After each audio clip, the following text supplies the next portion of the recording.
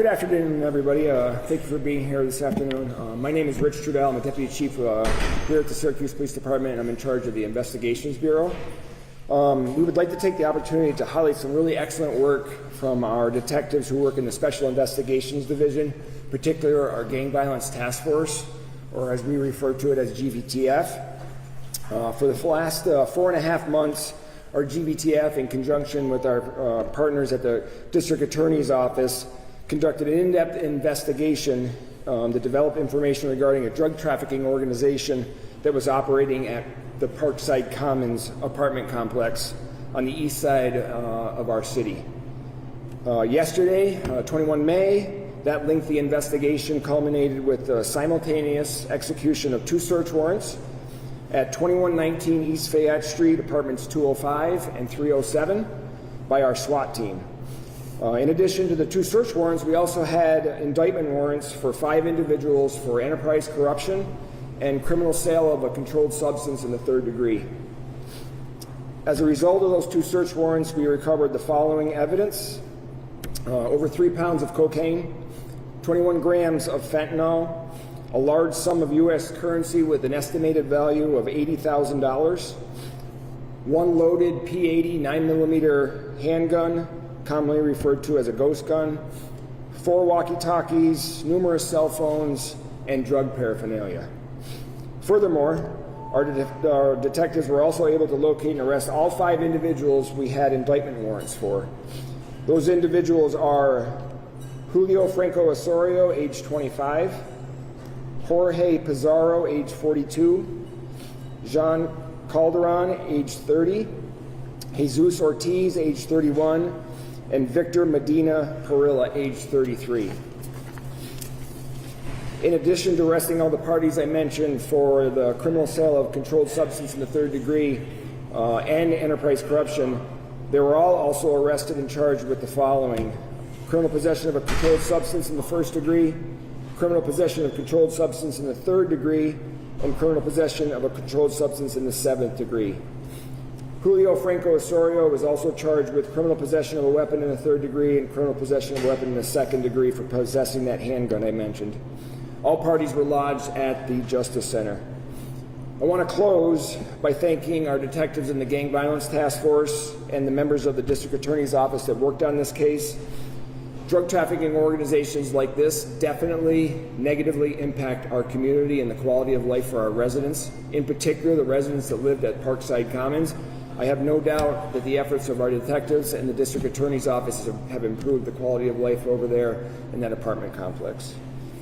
Now I'd like to turn this over to Senior Assistant District Attorney Alphonse Williams for his remarks.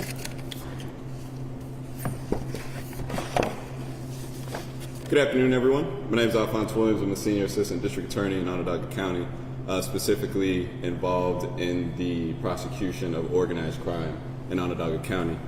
Thank you, Deputy Chief Trudell. Thank you all for being here.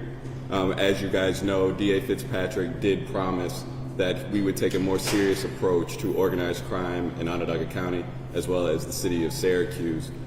Last year, that started with the trial, the RICO trial, against Carl Newton, as well as Sinaik White, that ended in a guilty verdict against both of them for aggravated enterprise corruption. Today, we continue those efforts by removing the grip that organized crime has held amongst the citizens of Onondaga County and Parkside Commons by arresting and indicting the 5 individuals that were operating a sophisticated criminal enterprise and charging them with enterprise corruption. We will not stand for a community where 2- and 6-year-olds have to worry about whether or not they will be overdosed on fentanyl in this community. Those minors whose ID I will not disclose overdosed on fentanyl that was packaged in a very similar packaging that was recovered after the execution of the search warrants yesterday. The indictment charges the 5 individuals as people in various positions of authority, members of an organized Syracuse criminal enterprise that we call the 205 crew. Members of the 205 crew share a common purpose of engaging in narcotics trafficking. The 205 crew is organized by roles and responsibilities related to narcotics trafficking. Examples of these roles are security, patrol, sales, as well as inventory. Although an illegal enterprise, The 205 crew operates with a specialization of functions amongst its employees as well as associates. The 205 crew's consumer base is aware of the operating hours and are available to engage in the purchase of illegal narcotics as long as it is held in the operating hours of the organization. The geographical influence of the said criminal enterprise is centered on, but not limited to, the Parkside Commons 2119 apartment tower, more specifically in apartment number 205. The apartment tower's security system has been disabled to increase the efficiency of 205's narcotics trafficking by allowing the customers unlimited and unfettered ingress as well as egress into the building. Now, I want to end, and I'm going to open it up for questioning, but I do want to thank not only the Syracuse Police Department, the SID Division, GTF, as well as first responders, firefighters, paramedics, as we combat the opioid pandemic that has obviously touched down on Onondaga County. It goes on without saying, the sacrifice that all these individuals make is, we can't thank them enough. Who also assisted me tremendously in this investigation is ADA Bugayev, who is here today as well. Yes, and we will open it up for questions at this time.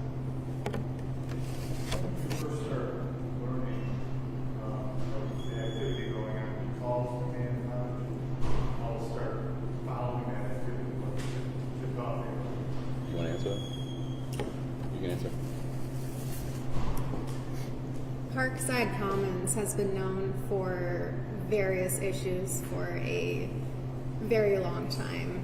This investigation specifically into building 2119, apartment 205, started at the beginning of this year, and that was through efforts of GBTF.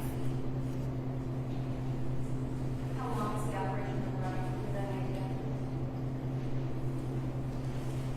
For the purpose of the indictment, we just have to prove that it was ongoing and was in continued existence. So the indictment, I believe, starts at approximately March and goes on to arrest. Do you suspect that well before that? Sure. You mentioned in the morning there was a very diverse IT. Some of the bad networks are disappointing. Can you kind of explain, you mentioned that we don't have a lot of serious Let me answer that. You want to answer that? Goes on to the identification of them and their ties to Puerto Rico. Many of them have ties to Puerto Rico. We suspect that some of them may be operating under different aliases that haven't been confirmed yet. Obviously, they were fingerprinted today or yesterday, and we're still waiting to see the results of those fingerprints to make sure that we have the correct identity of all the individuals. Did that answer your question? Okay. In court, you spoke a lot about them making a legitimate operation. What are some of the ways that they did that? You mentioned shift change, hours of operation. Can you expand on those? And again, I just want to hit on that. All these are allegations. Some of the allegations do state that there are surveillance going around. That's the importance of the walkie-talkies. The surveillance would say, hey, this person's here, this person's there. They would have, the allegations are that they have distinct operating hours, maybe starting at 6 a.m., they close at 6 p.m., for instance. So as long as a customer shows up at that time, they have unfettered access to the building, they just show up to that storefront and then they can purchase anything that they want. Once inside, the roles are extremely distinguished, where you have one person providing the product, you will have a person, for lack of a better word, in a managerial position that is overseeing what is going on with the lesser ranked employee. Are there any other drug operations going on within the building that you're aware of or investigating at this time? So I don't want to answer that question specifically, but I will tell you that SID, the Gang Violence Task Force, has ongoing investigations throughout the entire city. Do you have any idea where these drugs are coming from?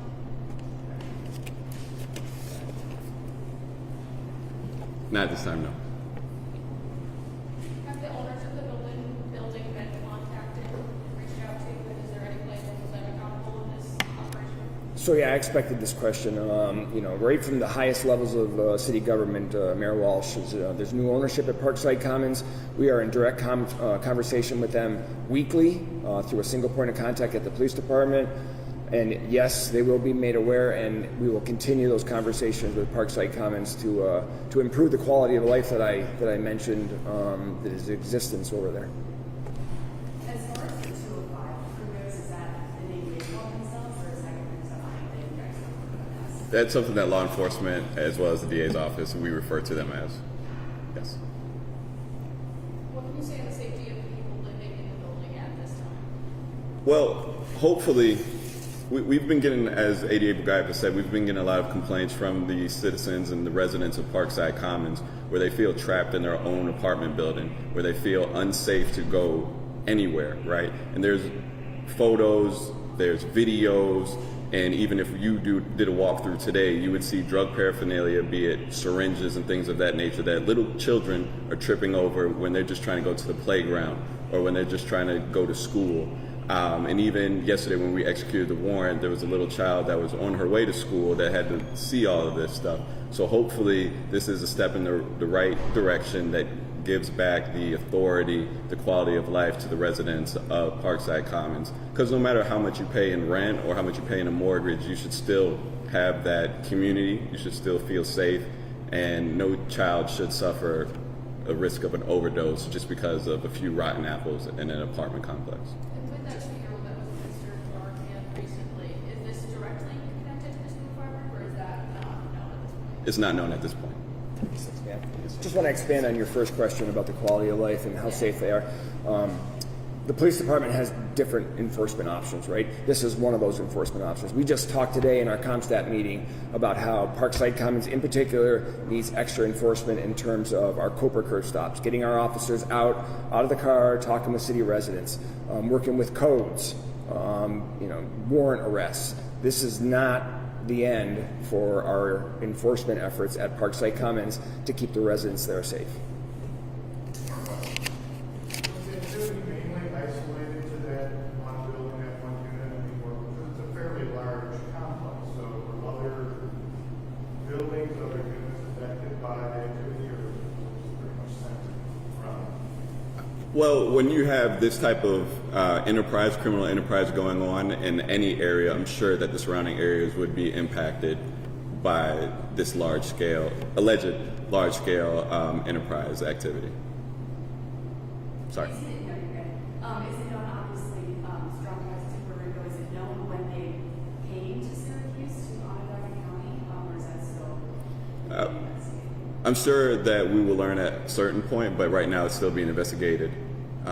But there has been, throughout the course of our investigation, we have seen certain people basically pick up a shift and then disappear, right? And so what we are assuming, and again, all these are allegations at this point, is that they would fly in from Puerto Rico or wherever they come from, handle their shift, and then go back to wherever they come from.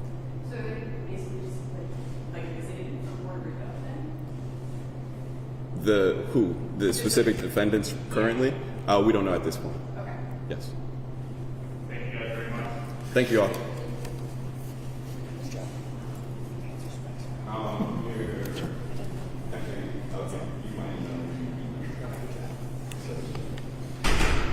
I'm not sure I caught your name and title. I think it was mentioned earlier.